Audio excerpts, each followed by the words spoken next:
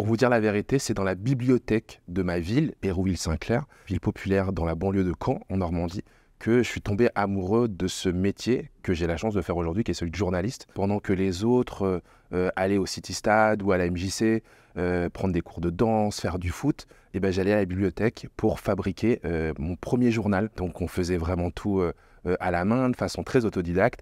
Ciseaux, colle, on découpait des photos de là-bas. On a compris qu'on tenait un truc en or là dans les mains, de raconter ce qui se passait autour de nous, de raconter les gens, de raconter notre quartier, grâce à la bibliothèque qui nous laissait la liberté de le faire.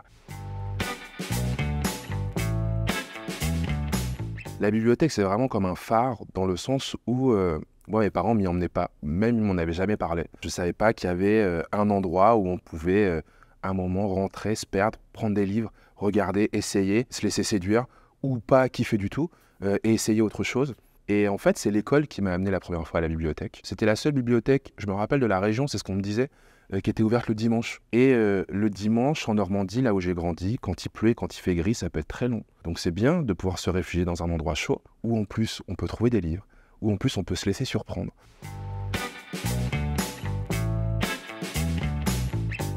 Mais il faut évidemment passer la porte d'une bibliothèque. C'est un lieu complètement ouf où vous allez retrouver des bouquins, des disques, souvent des expos, des photos, de la peinture, des choses où vous vous dites « Ah ouais, c'est pas pour moi », c'est forcément pour vous. Parce que tu vas voir des choses que tu verrais peut-être pas à la maison, que tu verras peut-être pas à l'école, que tu verras pas non plus dans ton smartphone. Et je le dirai jamais assez fort, c'est gratuit. Déjà, j'ai plein de potes, j'ai plein de frérots qui sont là, ma famille est là, je leur présente des héros de romans, des personnages de BD. Voilà, la bibliothèque idéale, elle est celle-ci. Ah, on écoute de la musique aussi, parce que souvent dans la bibliothèque, maintenant médiathèque, on peut écouter du son. Donc je vois des guitares héros, je retrouve des MC légendaires. Et puis ouais, c'est un endroit où on vit, où finalement il y a un vrai vivre ensemble. Parce que on n'est jamais aussi apaisé et presque pacifiste que quand on se pose et qu'on lit un bouquin.